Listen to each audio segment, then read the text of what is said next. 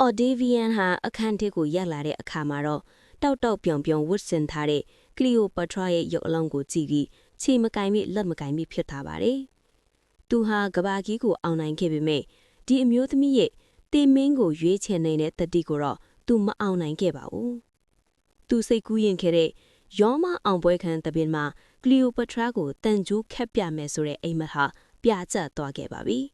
။သူဘလို့သေးတာလဲ။ဘာအစိတ်လဲ။အော်ဒီဗီယယ်ကဒေါသတကြီးမေးမြန်းပါတယ်။စစ်သားတွေကအခန်းတစ်ခုလုံးကိုရှာဖွေတဲ့အခါတဖန်းသီးချင်းတောင်းကိုတွေ့လိုက်ရပါတယ်။တဖန်းသီးတွေကြားထဲမှာတော့မွေတစ်ကောင်သွာလာထားတဲ့လမ်းကြောင်းလိုမျိုးအရာတစ်ခုကိုတွေ့ရပေမဲ့မွေကိုတော့ဘယ်မှရှာမတွေ့တော့ပါဘူး။အချို့ကလည်းကလီယိုပထရာဟာသူ့ရဲ့စပင်ကလစ်ထဲမှာအစိတ်တွေကိုဝက်ထားတာလို့ပြောကြပါတယ်။ဒါပေမဲ့အားလုံးကလက်ခံထားတာကတော့ကလီယိုပထရာဟာအီဂျစ်ပြည်ရဲ့မြင့်မြတ်တဲ့တင်ကေသားဖြစ်တဲ့ X မွေဟောက်ကိုသူ့ရဲ့ရင်သားဒါမှမဟုတ်လက်မောင်းကိုကိုက်ခိုင်းပြီးဘယင်မတပါလို့အဆုံးစီရင်သွားခဲ့လာပါတယ်။အော်ဒေဗီယမ်ဟာကလီယိုပထရာကိုအရှင်မရလိုက်တဲ့အတွက်သူ့ရဲ့ဒေါသကိုကလီယိုပထရာရဲ့သားတော်စီဇာရီယန်စီကိုလှည့်လိုက်ပါတယ်။စီဇာနှစ်ယောက်ရှိနေဖို့မလိုဘူးလို့သူကအမိန့်ပေးခဲ့ပါတယ်။စီဇာနဲ့ကလီယိုပထရာတို့ရဲ့သားတော်လီဟာကန်ဆိုးစွာနဲ့အသက်ခံလိုက်ရပါတယ်။ဒါဟာကလီယိုပထရာရဲ့သွေးမျိုးဆက်ကိုအမြင့်ဖြတ်ဖို့ကြိုးစားခဲ့တာပါ။ဒါပေမဲ့အော်တီဗီယမ်ဟာကလီယိုပထရာရဲ့တတိကိုတော့ချီးကျူးပေရမနေနိုင်ခဲ့ပါဘူး။သူဟာကလီယိုပထရာရဲ့နောက်ဆုံးတောင်းဆိုချက်အတိုင်းအန်တိုနီရဲ့ဘေးမှာပဲခန်းနာဆလာမြို့နန်ပေးဖို့အမိန့်ပေးခဲ့ပါတယ်။ရန်သူဖြစ်ပေမဲ့ဘယင်မတပါးရဲ့ဂုဏ်သိက္ခာကိုတော့သူလေးစားခဲ့ရပါတယ်။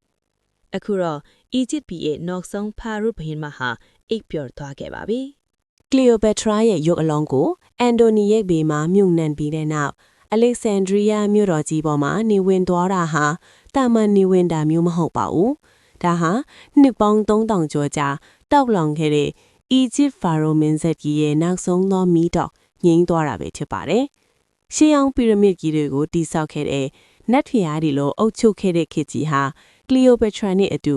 ငေမြုပ်သိမ်းကြခြင်းခံလိုက်ရပါပြီ။အော်ဒေဗီယန်ဟာ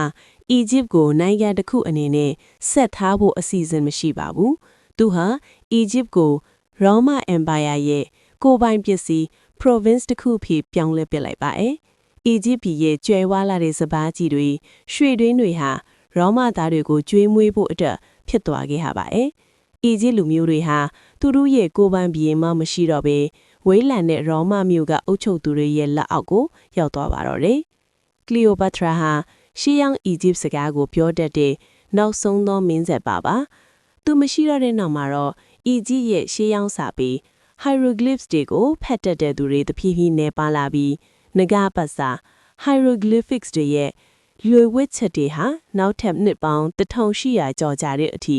ဘယ်သူမှနားမလည်နိုင်တဲ့ပရီလလီတွေအထိကြံ့ရစ်ခဲ့ပါတယ်။အော်ဒေဗီယန်ဟာရောမကိုပြန်ရောက်တဲ့အခါမှာတော့ကလီယိုပထရာရဲ့ရုပ်တုတစ်ခုကိုတန်ကြိုးခတ်ပြီးလမ်းမပေါ်မှာဆွဲထုတ်ပြသခဲ့ပါတယ်။သူဟာအရှင်မမရလိုက်တဲ့အတွက်ဒီလိုနီးနဲ့လက်စားချီခဲ့တာမှာ